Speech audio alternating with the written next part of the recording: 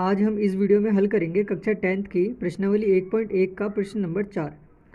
प्रश्न नंबर 4 में हमें दिया है कि यूक्लिड विभाजन प्रमेयिका का प्रयोग करके दर्शाइए कि किसी धनात्मक पूर्णांक का वर्ग किसी पूर्णांक m के लिए 3m या 3m+1 के रूप का होता है। इसमें हमें यहाँ पर ये एक नोट दिया हुआ है प्रश्न में अलग से।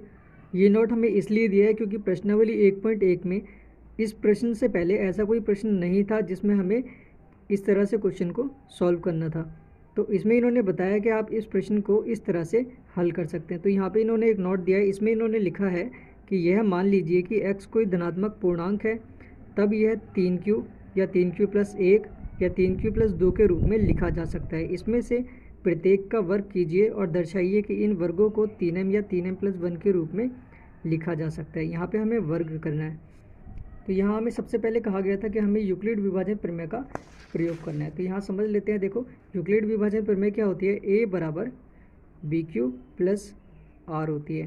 ठीक है, तो ये जो होता है a, इसको हम धनात्मक पूर्णांक इसको मानते हैं, हम a को पहले मानते हैं। ठीक है, लेकिन हमें यहाँ पर दिया है कि हमें x को एक धनात्मक पूर्णांक मानना है। इसका मतलब है इस a की जगह पर हम क्या लिखेंगे? x लिखेंगे। तो यहाँ आ जाएगा x बराबर bq प्लस r। अब ये वाला जो हमें 3 दिया हुआ है, ठीक है, ये जो हमें 3 दिया हुआ है ये b का मान है। ये लिखा है ना यहाँ पर 3q+2, मतलब ये r है, ये b है और ये 3 जो है जिससे हमने भाग किया। जैसे हम अगर 3 से इस x को भाग करेंगे, ठीक है, तो यहाँ आ जाएगा q और यहाँ पे कोई भी हमारा शेषफल आएगा जिसको हम r से लिखते हैं। तो ये बीच वाली जो संख्या होती है इसको हम बोलते हैं भाज्य।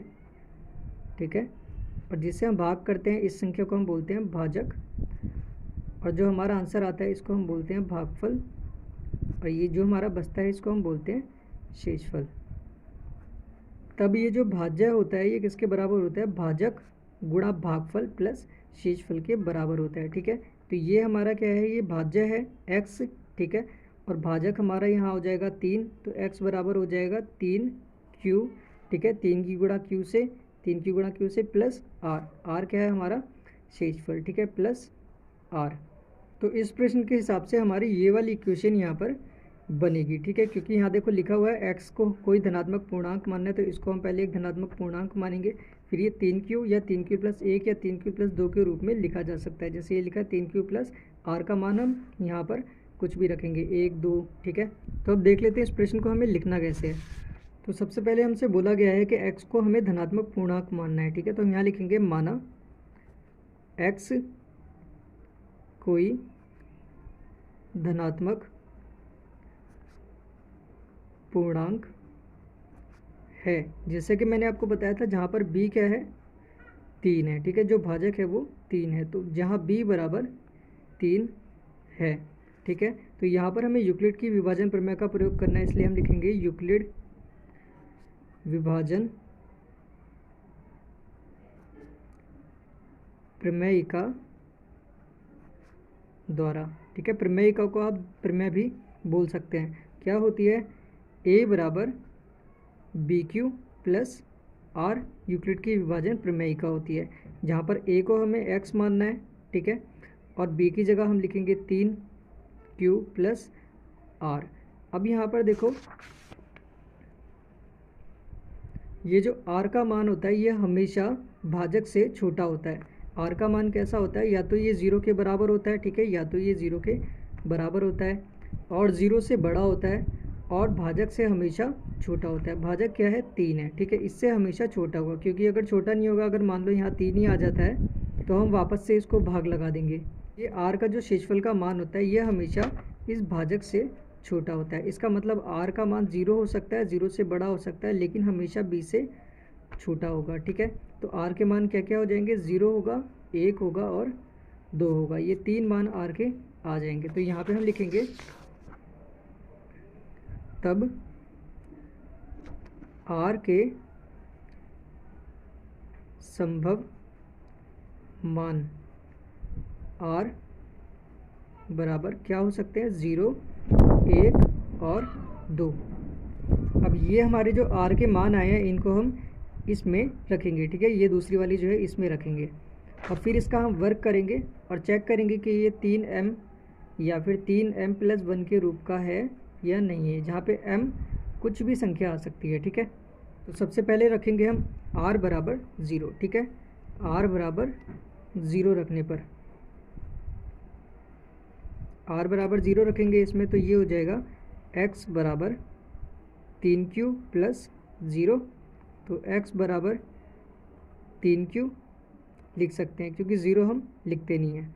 अब प्रश्न में हमसे बोला था कि धनात्मक पूर्णांक का जो वर्ग है वो 3m या 3m प्लस 1 के रूप का होता है। ये आ गया हमारा धनात्मक पूर्णांक। अब हम क्या करेंगे, इसका वर्ग करेंगे। तो यहाँ पे हम लिख देंगे वर्ग करने पर। ठीक है, यहाँ पे हम लिख देंगे वर्ग करने पर। अब इसका वर्ग करेंगे तो ये हो जाएगा एक्स स्क्वायर, और इसको हम लिख देंगे 3q का स्क्वायर। ठीक है, तो ये आ जाएगा x का वर्ग बराबर, इन दोनों का अलग अलग वर्ग हुआ, 3 का वर्ग करेंगे तो 3 तिया 9 हो जाएगा, q का वर्ग करेंगे तो q का स्क्वायर हो जाएगा। ठीक है, और इसको हम लिख सकते हैं, इसको 9 को हम क्या लिख सकते हैं, 3 गुणा 3 लिख सकते हैं, क्योंकि 3 तिया 9 होता है। ठीक है, तो 9 की जगह आ जाएगा 3 गुणा 3 q स्क्वायर। ठीक है, तो ये वाला जो पार्ट है ये m है। मैंने आपको बताया था m जो है वो, यहाँ पर m जो है वो कुछ भी हो सकता है। तो यहाँ पे हम क्या करेंगे, जहाँ m बराबर 3q स्क्वायर है, ठीक है, ये जो 3q स्क्वायर है ये m है, तो ये क्या हो जाएगा का स्क्वायर बराबर 3m। ये सिर्फ मैंने यहाँ पर आपको समझाने के लिए लिखा है। ठीक है, बाकी आप इस क्वेश्चन को यहाँ तक लिख सकते हैं। यहाँ तक लिखने के बाद आपको एक लाइन लिखनी है कि अतः यह 3m के रूप का है। ठीक है, जहाँ m बराबर 3q स्क्वायर या वर्ग है। ठीक है, ये आपको लिखना है। तो ये चीज़ सिर्फ समझाने के लिए लिखिए, इसको ज़रूरी नहीं आप लिखेंगे, यहाँ तक लिखें, उसके बाद आपको ये वाली लाइन लिखनी है। अब हम रखेंगे r बराबर 1। अब हम r बराबर 1 रखेंगे तो यहाँ आ जाएगा x बराबर 3q प्लस r की जगह क्या आ जाएगा, 1 आ जाएगा। इन दोनों का हम वर्ग कर देंगे, तो यहाँ लिख देते हैं वर्ग करने पर। ठीक है, दोनों साइड का वर्ग करेंगे तो ये आ जाएगा एक्स स्क्वायर बराबर, इसका वर्ग होगा 3q प्लस 1 का होल स्क्वायर। ठीक है, इस पूरे का वर्ग है, इसका मतलब यहाँ पर a प्लस बी का होल स्क्वायर का सूत्र लगेगा। तो क्या होता है, a प्लस बी का होल स्क्वायर होता है a square plus B square plus 2ab। ठीक है, ये सूत्र होता है, जहाँ पर a जो है वो ये पहला वाला होता है, b ये सेकंड वाला होता है। ठीक है, तो यहाँ पे हम सूत्र लगा देंगे, तो ये है a स्क्वायर। ठीक है, तो यहाँ आ जाएगा 3q का स्क्वायर प्लस 1 का स्क्वायर प्लस 2 गुणा a गुणा b। ठीक है, 2 गुणा a कितना है हमारे पास, 3q प्लस b कितना है, 1। तो एक्स स्क्वायर बराबर, यहाँ पर इन दोनों का स्क्वायर होगा। ठीक है, 3 का होगा तो 3 तिया 9, और q का करेंगे तो ये आ जाएगा q का स्क्वायर। ठीक है, 1 का स्क्वायर 1 ही होता है, प्लस ये हो जाएगा 3 दूनी 6, यहाँ पे गुणा का निशान आएगा, 3 दूनी 6, 6 कम 6, तो ये हो जाएगा 6q। ये वाला पार्ट और ये वाला पार्ट साथ में लिख लेते हैं। ठीक है, तो आ जाएगा एक्स स्क्वायर बराबर 9q square plus 6q plus 1। अब इन दोनों में से हम क्या क्या कॉमन ले सकते हैं, एक q कॉमन ले सकते हैं और दूसरा 3 कॉमन ले सकते हैं, क्योंकि 3 से 9 भी कट जाता है और 6 भी कट जाता है। यहाँ पर हम q कॉमन नहीं लेंगे, क्योंकि हमें यहाँ पर 3m प्लस 1 के रूप में इसको बनाना है। ठीक है, तो यहाँ पे आ जाएगा एक्स स्क्वायर बराबर 3 सिर्फ कॉमन लेंगे, अंदर क्या बचेगा, 3 यहाँ से चला गया, सिर्फ 3 बचा, 3 तिया 9। ठीक है, आ जाएगा q स्क्वायर प्लस यहाँ से 3 चला गया, 3 दूनी 6, तो यहाँ आ जाएगा 2q। ठीक है, प्लस 1। अब यहाँ देखो ये है पूरा का पूरा, ये वाला जो पार्ट है इसको हम बोलेंगे m। तो ये कितने किस रूप का हो जाएगा, 3, ये वाला पूरा पार्ट m प्लस 1, तो ये हो गया 3m प्लस 1 के रूप का। तो यहाँ पे हम लिख देंगे यह 3m प्लस 1 के रूप का है। ठीक है, जहाँ m बराबर, ये जो बीच वाला पार्ट है ये हम यहाँ लिख देंगे 3q स्क्वायर प्लस 2q है। ठीक, इसी तरह से हमें ये तीसरा वाला पार्ट भी करना है, जहाँ पे r बराबर हमें 2 रखना है। तो यहाँ लिख देंगे r बराबर 2 रखने पर, तो r बराबर 2 रखेंगे तो x बराबर आ जाएगा 3q प्लस आर की जगह लिख दिया हमने यहाँ पर 2। ठीक है, अब यहाँ पर फिर वही करेंगे हम, वर्ग दोनों साइड में। ठीक है, तो यहाँ लिख देते हैं वर्ग करने पर ये हो जाएगा एक्स स्क्वायर बराबर 3 क्यूब प्लस 2 का स्क्वायर। फिर यहाँ पर हम ए प्लस बी के होल स्क्वायर का सूत्र लगाएंगे, a square plus B square plus 2ab।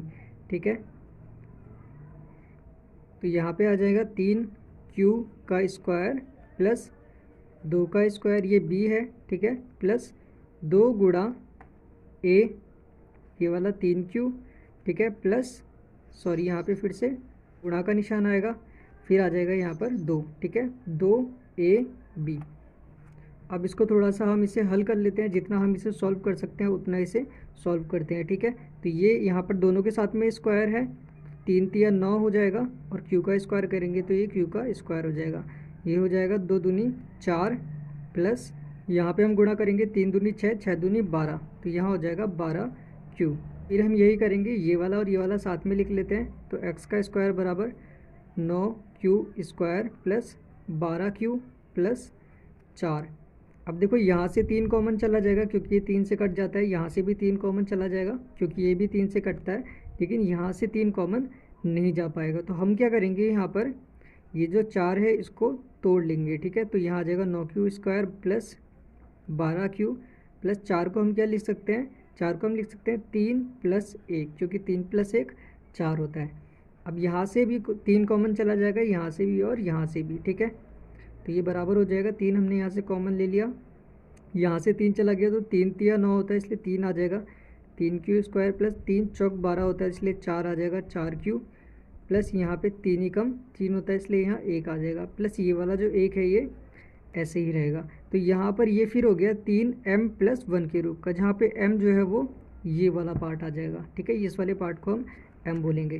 तो यहाँ पर भी हम लिख सकते हैं ये है 3m प्लस 1 के रूप का है, जहाँ m बराबर ये जो बीच वाला पार्ट है 3q square plus 4q plus 1 है।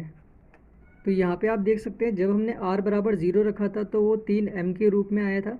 ठीक है, जब हमने r बराबर 1 रखा तो ये 3m प्लस 1 के रूप में आया, और जब हमने r बराबर 2 रखा तो वो 3m प्लस 1 के रूप में आया। ठीक है, तो इसका मतलब है जो क्वेश्चन में हमसे कहा गया था वो सही था। ठीक है, इसलिए हम यहाँ पर लास्ट में एक लाइन लिख देंगे, अतः किसी धनात्मक पूर्णांक का वर्ग 3m या 3m प्लस 1 के रूप का होता है।